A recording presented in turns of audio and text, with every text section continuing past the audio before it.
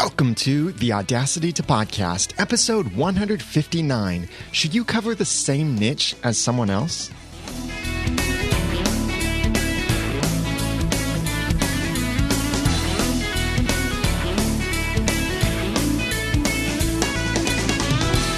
Thank you for joining me for the Audacity to Podcast. I'm Daniel J. Lewis, and this is the award-winning how-to podcast about podcasting and using Audacity. It's where I give you the guts and teach you the tools to podcast with passion, organization, and dialogue.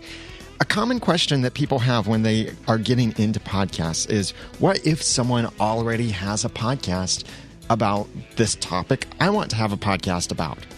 And that will be a common problem too. And you may have run into this, or you may be about to run into this, or maybe you're in this situation right now. And it could be with your podcast, with your blog.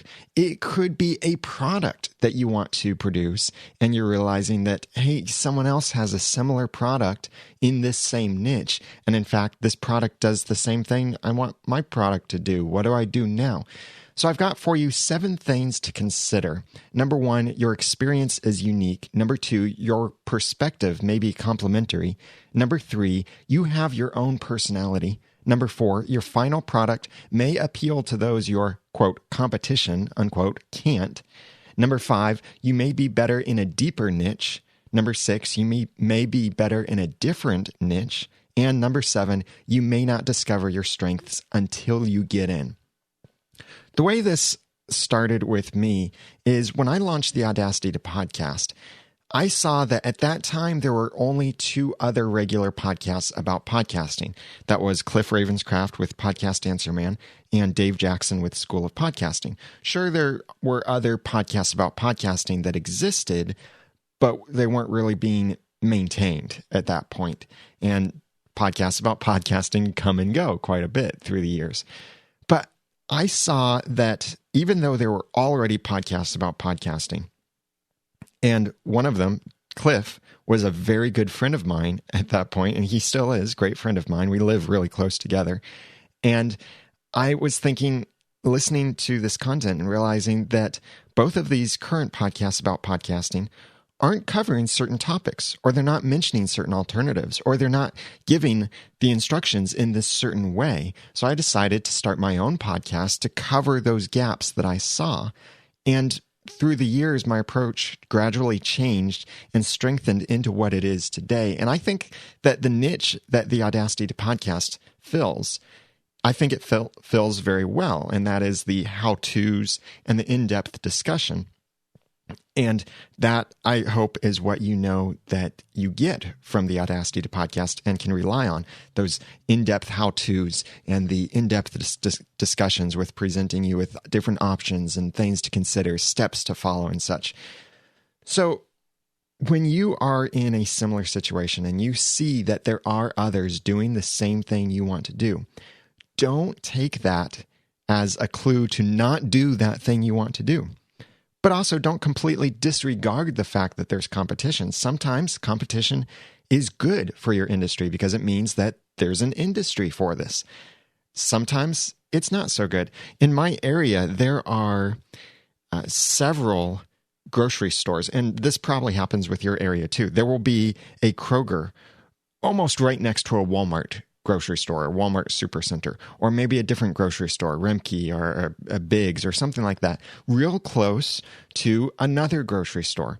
And when you see that, that doesn't tell you that, oh, this is a bad market for grocery stores. That tells you this is a really good market because both of these businesses are able to sustain their business models. You'll see one fast food restaurant on one corner and another fast food restaurant on the other corner, maybe a fast food restaurant on every corner of an intersection, because they've found that that's a good area to be. So they approach it with different perspectives, but even sometimes you'll see like a McDonald's and a Burger King and a Wendy's real close to each other. And I would say that those 3 places have pretty much this similar product, but different approaches. So don't look at this as a completely saturated market, whatever market you're looking at getting into or niche. So I've got 7 tips for you of things that you should consider before entering this same niche or disregarding the same niche as someone else. Number 1, Your experience is unique. No one has lived your life. No one has learned everything that you've learned. No one has tried everything that you've tried. No one has met all of the people that you know. Each of these things influence your perspectives, and they are part of what give you your experience. Because also, no one has made all the same mistakes that you have made either. So when you look at a music composer, a theater major, a video gamer, and a Christian pastor, this sounds like a start of a bad joke. When they all go and watch a movie, they would all review that movie very differently from each other. And by the way, speaking of movies, I just recently got to screen the movie, the Lego Movie, and I absolutely loved it. But I grew up with Legos, and someone who didn't grow up with Legos and hasn't seen some of this other entertainment out there might not like the movie because they've had different experience than I have.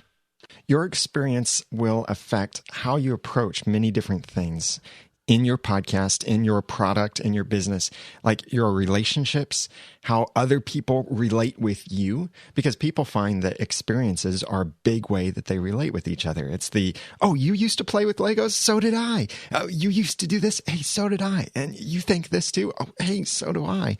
So it's how you relate with others and how other people relate with you. But your experience also highly affects your values and your goals, and especially your perspective. So the experience you have is unique. And let me be redundant here and say it's totally unique. No one else has had your exact combination of life experience. So bring out your unique experience when you share your content. And this applies very well to life stories. Like, you're not going to hear any of the other podcasts about podcasting mention anything about the Lego Movie and their growing up with Legos and how the Lego Movie illustrates certain things with podcasting. No, you probably won't hear that, at least not yet anyway, because no one else saw it when I got to see it. No one else saw it with me. No one else had the exact same experience growing up with me. So in your podcast or your blog, whatever content you're producing, go ahead and share your relevant life stories, and emphasis on the relevant part. If it doesn't relate to your content, then you might not want to share it, or it might not be the appropriate place unless you save that for later on in the content, like I sometimes do that. But no one else has that exact same story, or maybe no one else even has something even close to that. So embrace the fact that you have a completely different set of life experiences, and those make you into the person that you are. So that's number one. Your experience is unique. Number two, your perspective may be complementary. I like to describe this whole competition space as kind of like a sculpture or some sort of three-dimensional art. And each person in the space is like the artist approaching that sculpture, but from different angles. Some will carve out a certain detail, some will carve out another detail, but together we're making a three-dimensional piece of art. If one person approached it if there was only one person to approach it, and they were only approaching it from a single perspective, then you might get some kind of flat perspective from them. Maybe, depending on their experience, their perspective. But each artist then may not be doing just different angles of it, but they might be doing different parts of the process. Like, one person may choose the material, the other person may do the carving, the other person may paint it, the other person may figure out the lighting for it. So all of these different perspectives and parts complement each other. That's with an E, complement each other. So you as the consumer then get a much more complete picture of the subject. But also don't forget that each artist does need to be creating their own art and not just playing part of the artist and playing with others, but create your own art. And that does happen in this space. Of course, when you're creating something, you are creating your own piece of art that as a whole becomes complementary to the industry.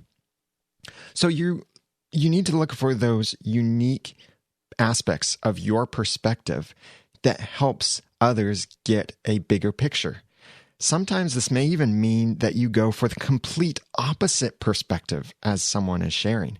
Just look at how many tech reviews are out there of people or websites that are anti-Microsoft but absolutely love Apple. Or maybe they're the other way around. They're anti-Apple and they absolutely love Microsoft. Or there are those who are anti-Apple and anti-Microsoft and absolutely love Linux, or those who are anti-everything technology and they still review technology. There are many different perspectives out there, and you could have a similar perspective but a slightly different approach or a completely opposite perspective, and that helps complement the content that's out there.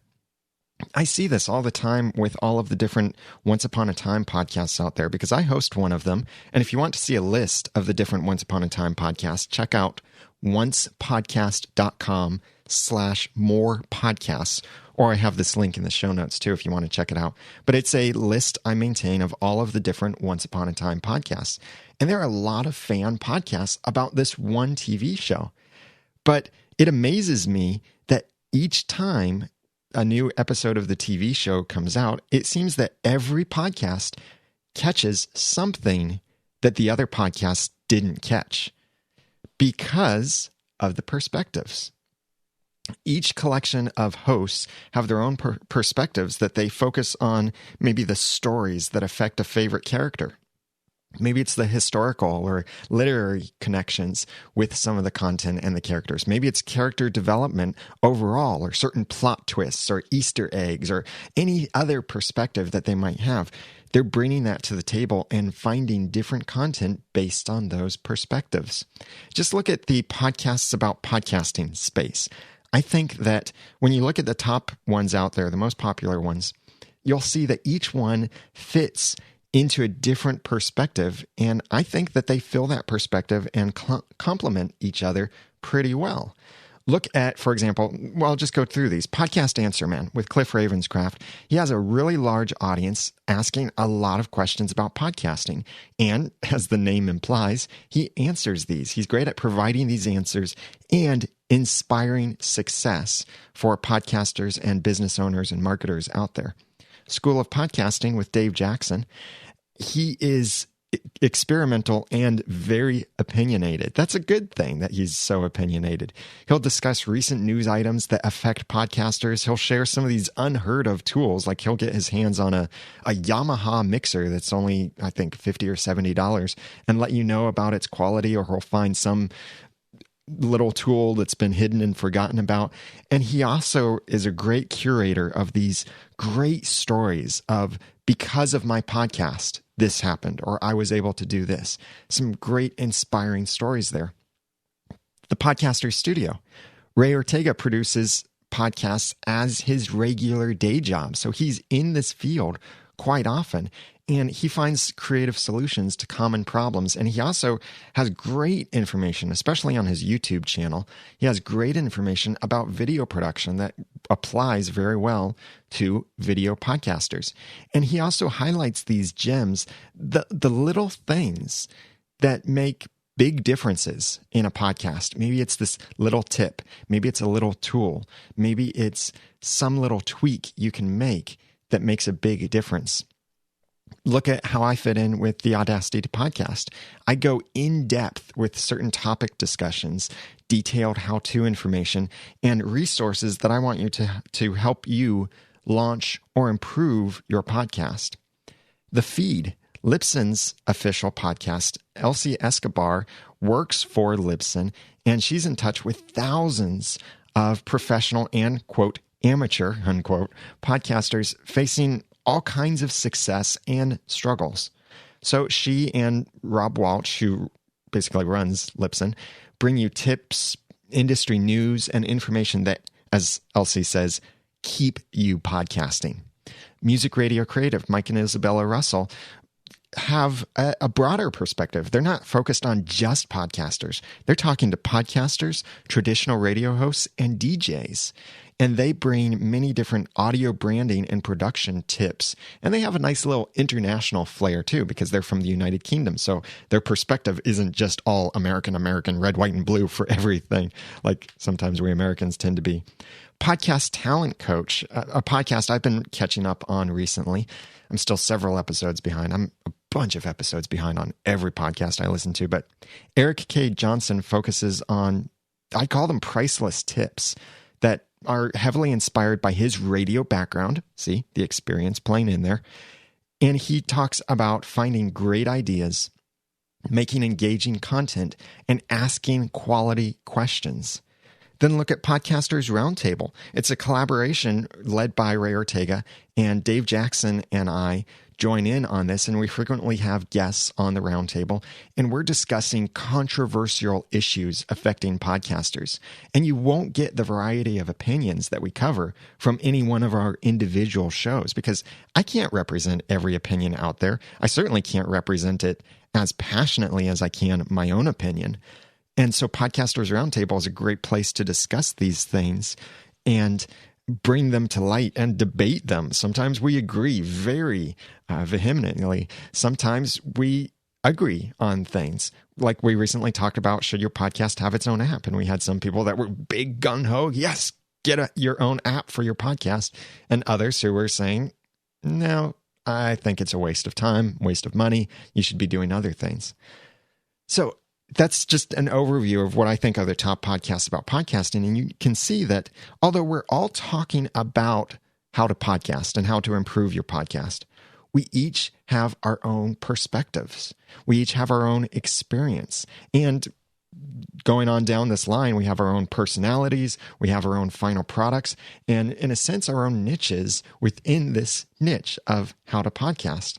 So before you try to enter something that seems like a space that's covered completely, find your unique approach, find those gaps, and see how you can fill those gaps that other people are leaving.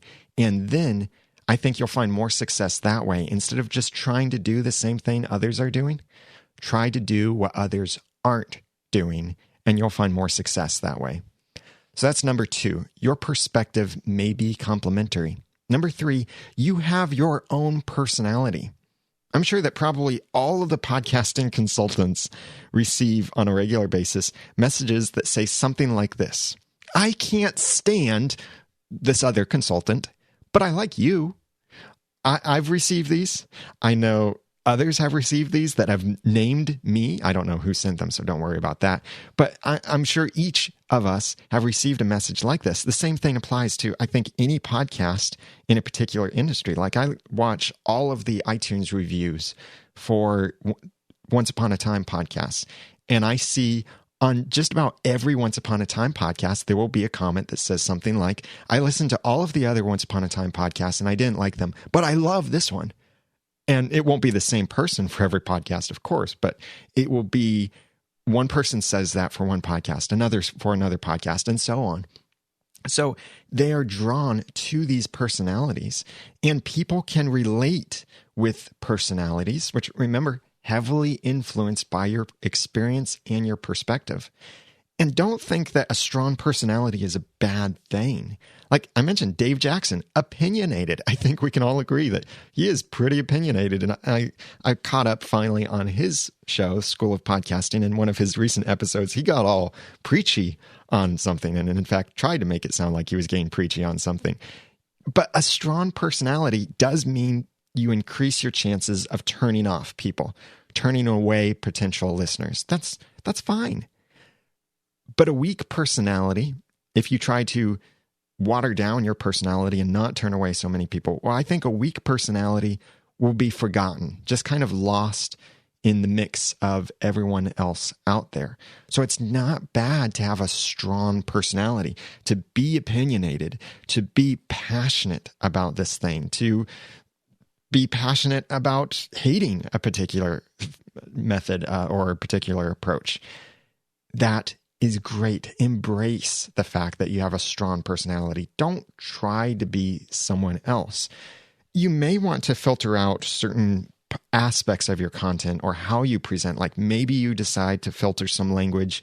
If you are accustomed to profanity, maybe you decide to not use profanity in your podcast. I had a whole episode about whether your podcast should have profanity in it, and that was episode 138. And I'll have the show notes or the link to that in the show notes for this episode at theaudacitypodcast.com/159. But even if you filter your content in order to make it appropriate or more appealing to certain audiences, don't filter your personality, because your personality is really more than just the words you use. It's the emotions behind it. It's the perspective. It's the experience. It's how you connect with people, how you build relationships and maintain those relationships. So let people either like or hate you for who you really are. Don't try to be someone else. Even if you have the same perspective as someone else, your personality may relate with people that others can't quite reach. And also because of your personality, you may have relationships with people that others completely don't.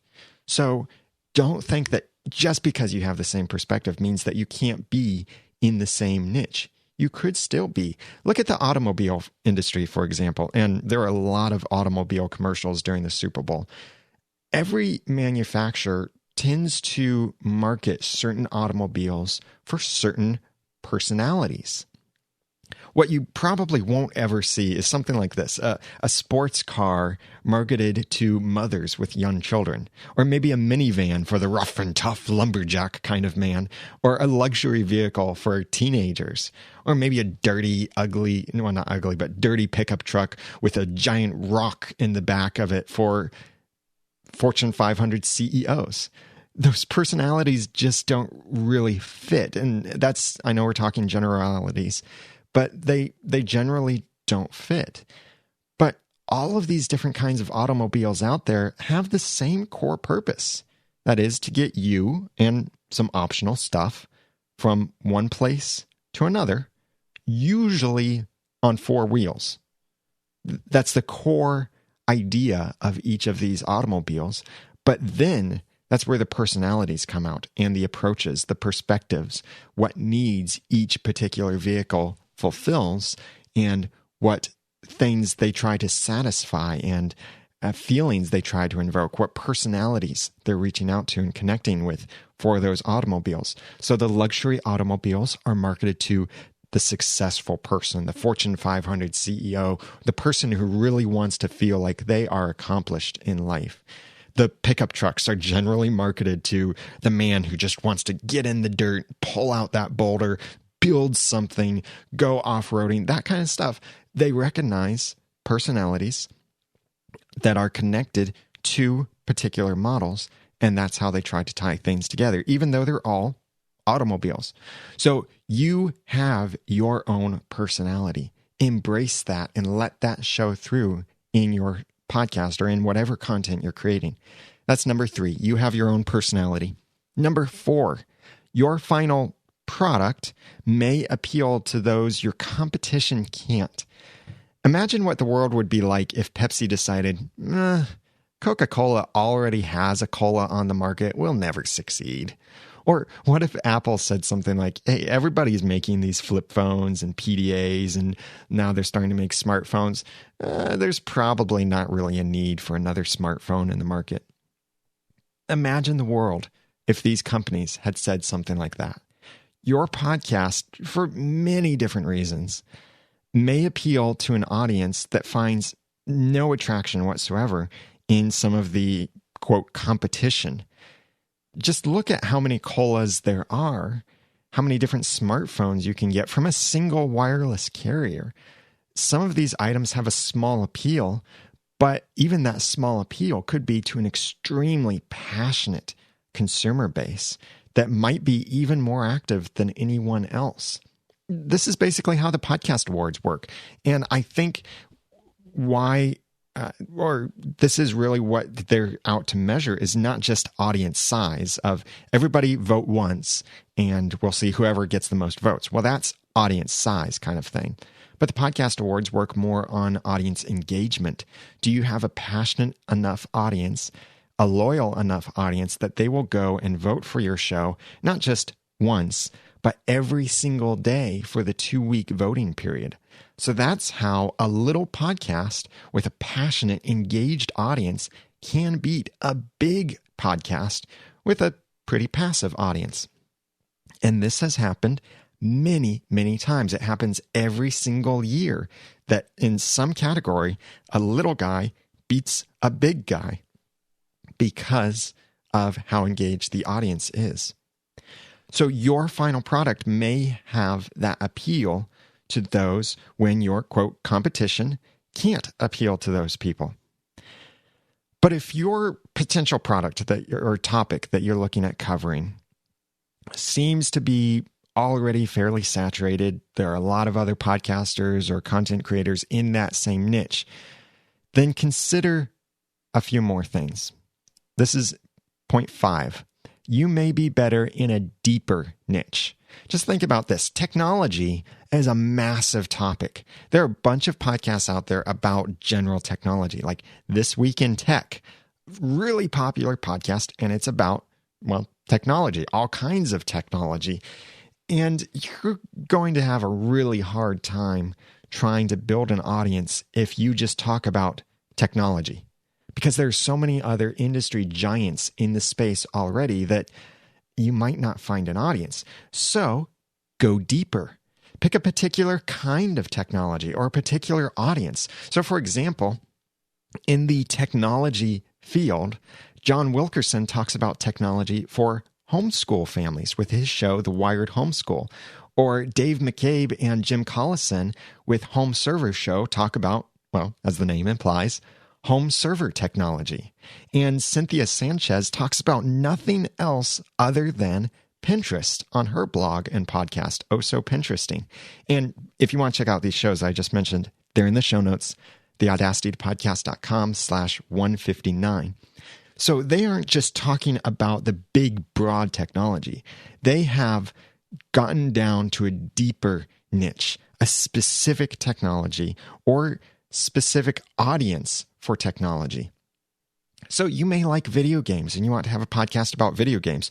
Don't just make it a podcast about video games, but maybe you should become the expert in a single video game or a single style of video gaming. Like you could have the Halo video game podcast. Like there's someone out there with a Sims podcast. There are many people out there with a Minecraft podcast, like Chase Nunes, who is on our recent roundtable about should your podcast have its own app. He runs Geek Gamer TV, and he has the Minecraft Me podcast, all about Minecraft. It's not about any other video games. It's about Minecraft. There are podcasts like that where they focus on just one particular video game. And those people then are starting to establish themselves as industry experts on that one particular video game. And they get all kinds of awesome opportunities. If you like music and you want to start a music review podcast, don't just make it a music review podcast. Pick a single genre to discuss. Soundtracks, pop music, blues, jazz, whatever it is, instead of trying to review everything. Or you could even focus and dig deeper into the niche by picking a particular artist or maybe a locality. So you decide to find all of the musicians from Cincinnati and you talk to them, you interview them, you review their music. It might be different kinds of music, but the commonality is Cincinnati. So you become the Cincinnati native music industry expert.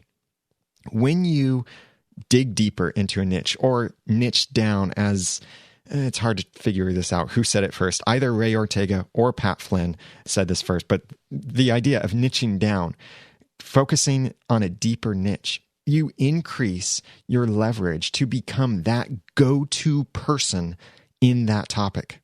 This could mean speaking opportunities, interviews, podcast sponsorships, book deals, consulting opportunities, so much more. Like, look at Cynthia Sanchez, what she's doing with Pinterest. She is the Pinterest expert. If you think about Pinterest, you should think about Cynthia Sanchez with Oh So Pinteresting, because she has niched down.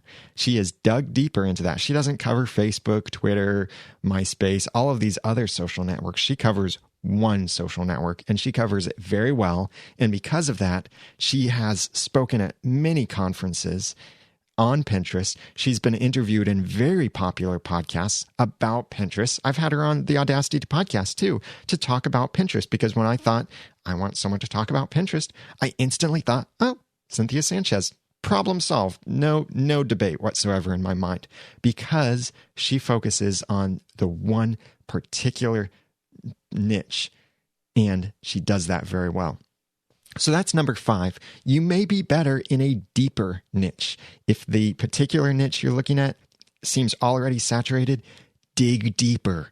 And I think you'll find a whole lot more options. But number 6, even if you find or don't find enough options by digging deeper into a niche, number 6 point is you may be better in a different niche. Consider changing directions.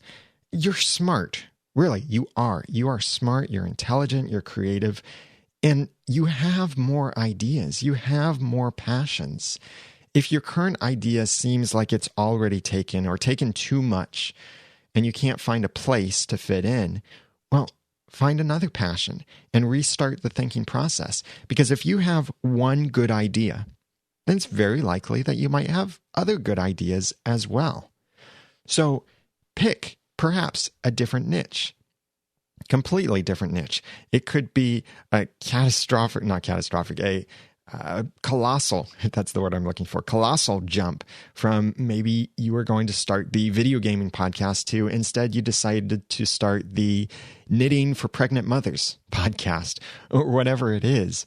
A different niche might be better for you. There are so many examples of this in this space. I know Cliff Ravenscraft frequently talks about the Wooden Boats podcast and how the host of that show, wanted to originally talk about accounting, finances, and stuff because he thought that's what he was good at. But then he realized his real passion was for wooden boats.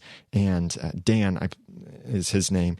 And Dan decided that he would start talking about wooden boats, and completely different niche from what he was originally planning, but he is knocking it out of the park. Home runs, he is crushing it, whatever little metaphor or terms you want to use. He's doing really well. Cynthia Sanchez, similar story, kind of. So look at maybe a different niche if the one you're interested in seems to be too taken, but is it really? That's where number 7 comes in. So number 6 is you may be better in a different niche. Number 7, you may not discover your strengths until you get in. Whatever you do, even if it's a niche you think no one else is in, or if it's a niche that a lot of other people are in, it will probably take you a few episodes before you find your true zone for your podcast and for your content. And this could change over time. So don't be afraid to jump in just because you don't feel unique at that time. Give it your best. Do the best work you can on making great content, presenting that content really well, and producing this as professionally as possible. And look for your strengths. Look for your successes. And those will be the things that you should probably focus more on.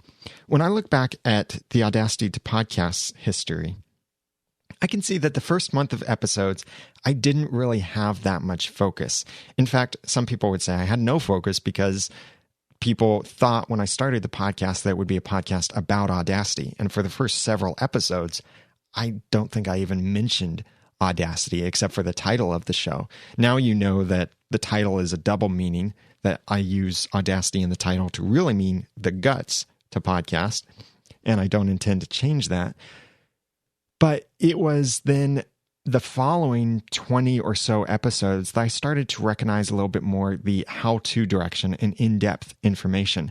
I was going for great-looking titles, stuff that people would be searching for, so I was starting to make more content that started with how to something Audacity. That was kind of my formula that I was following back then.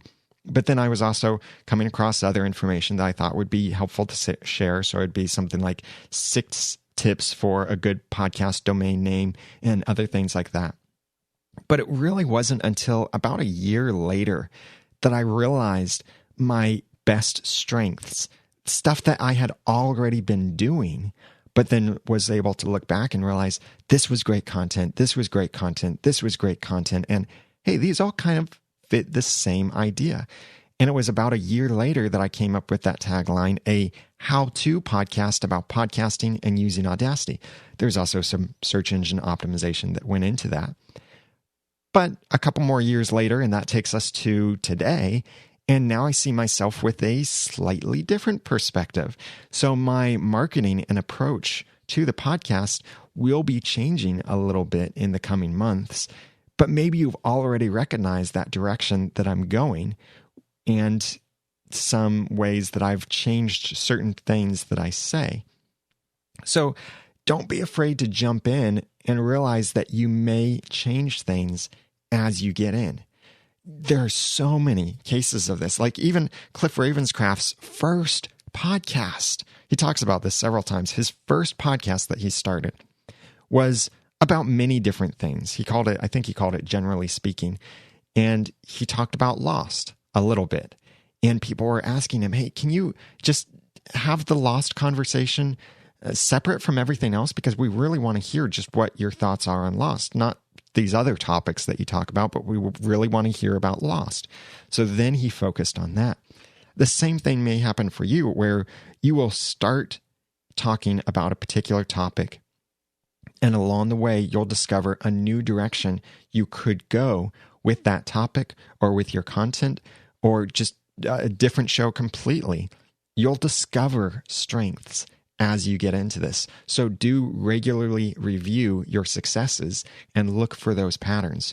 So that's number 7. You may not discover your strengths until you get in. So these 7 things to think about of should you cover the same niche as someone else. Number 1, your experience is unique. Number 2, your perspective may be complementary. Number 3, you have your own personality. Number 4, your final, quote, product, unquote, may appeal to those your, quote, competition, unquote, can't. Number 5, you may be better in a deeper niche. Number 6, you may be better in a different niche. And number 7, you may not discover your strengths until you get in. So what about you? Are you in some kind of saturated niche where there are plenty of other podcasts or blogs or YouTube videos or any kind of other content creators covering the same thing that you do? How is it that you set yourself apart from your, quote, competition, unquote? How is it that you try to be different? What is your different perspectives? What are your strengths? I'd love to hear from you. Please comment on the show notes at theaudacitytopodcast.com/159. The show notes are also where you can get all of these links to the different sites that I mentioned, some of these different previous episodes, as well as those podcasts about podcasting that I mentioned earlier on. Those links are in the show notes as well. That's at theaudacitytopodcast.com/159. Something else I want to make you aware of is Libsyn is changing their media hosting model. No, don't panic. This is good, and I think you'll like it. And this, when you hear about this, you'll probably think suddenly, oh, that makes perfect sense. Why didn't I think of that before? Why didn't they think of that before? See, there are many different models of media hosting, like rolling storage, monthly reset storage, limited storage, unlimited storage.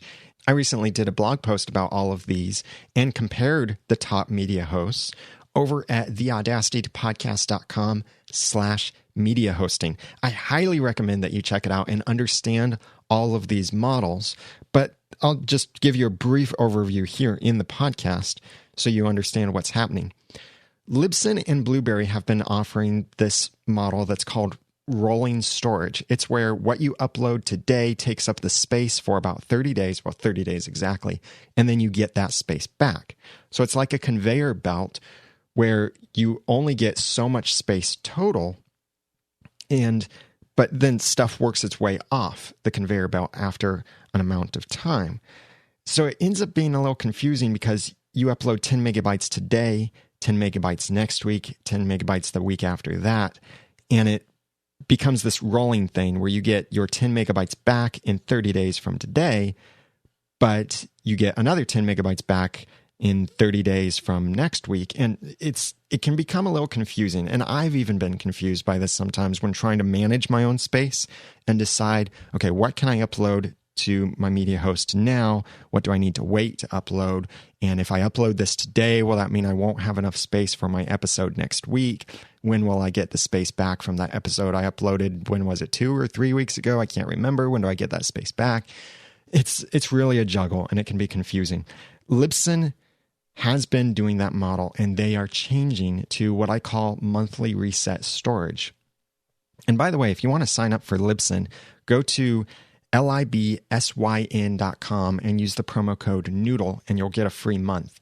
So what Libsyn is doing, and that stands for Liberated Syndication, is they're switching from this rolling storage that's a bit confusing to monthly reset storage, which many people have assumed it's what Libsyn meant when they said you get 50 megabytes per month or 250 megabytes or whatever per month. So with monthly reset storage, it's where you know exactly how much space you get for the calendar month. And you can use up that space at any point in the month. You can use it up at the beginning of the month or at the end of the month. And that space then resets on the first day of the next month. So I could use 10 megabytes today and wait 28 days from now, 29 days from now, and upload the rest of my 40 megabytes to fill up my 50 megabyte plan. Then the day after that, I get all 50 megabytes back. It's a whole lot easier to manage because you don't have to figure out the scheduling system and when will you get this space back? When can you upload this episode? It will be so much easier to understand. It's what I call monthly reset storage. And they're switching to this in February 2014. And I think this is great because it's so much easier for you to work with, so much easier to understand. And you'll know then whatever you upload will always stay available on Libsyn's very fast servers. They don't move it to a slower server anymore. It always stays available. It stays fast as long as you keep paying your monthly bill with Libsyn. It's always available. And your storage is now a whole lot easier to manage because first day of the month, the storage is reset and you get to upload new stuff. They're switching to this very soon, and you'll be able to find out more information about that soon over at libsyn.com. And if you sign up for Libsyn, use my promo code NOODLE, and you get your first month for absolutely free of any plan that you sign up with them. And if you want to learn more about all of the different media hosting models that are out there and how each of the different popular media hosts like Podbean, SoundCloud, Libsyn, Blueberry, and several others line up with each other and what their different storage methods are and bandwidth limitations and such are, then check out theaudacitytopodcast.com/media hosting.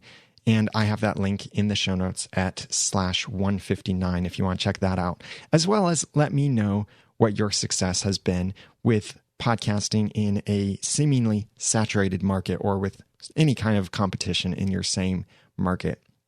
That's over at theaudacitytopodcast.com/159. Well, I am really excited with Podcast Masterclass. It just kicked off, and boy, we've got some energy going on in there and some great things to talk about. This week, we'll be talking about some goals and some other things for improving podcasts and going from average to amazing. If you're interested in checking it out for a future class, next one will probably be in May 2014. Go to podcastmasterclass.com and use promo code TAPListener to save on your registration. I'd love to work with you one-on-one for consulting, podcast cover art, website design, to help you launch or improve your own podcast. Check out theaudacitypodcast.com/consulting for more information on that, or email me your questions also for future episodes of the Audacity Podcast. Feedback at theaudacitypodcast.com, or call and leave a voicemail at 903-231-2221. You can also send a voice message right through the website, theaudacitypodcast.com, or follow me on Twitter at @TheRamenNoodle. Now that I've given you some of the guts and taught you some of the tools, it's time for you to go podcast with passion, organization, and dialogue. I'm Daniel J. Lewis from the Audacity2Podcast.com. Thank you for listening. The Audacity to Podcast is a proud member of Noodle Mix Network. Find more of our award-winning and award-nominated podcasts to make you think, laugh, and succeed at noodle.mx. The Audacity to Podcast is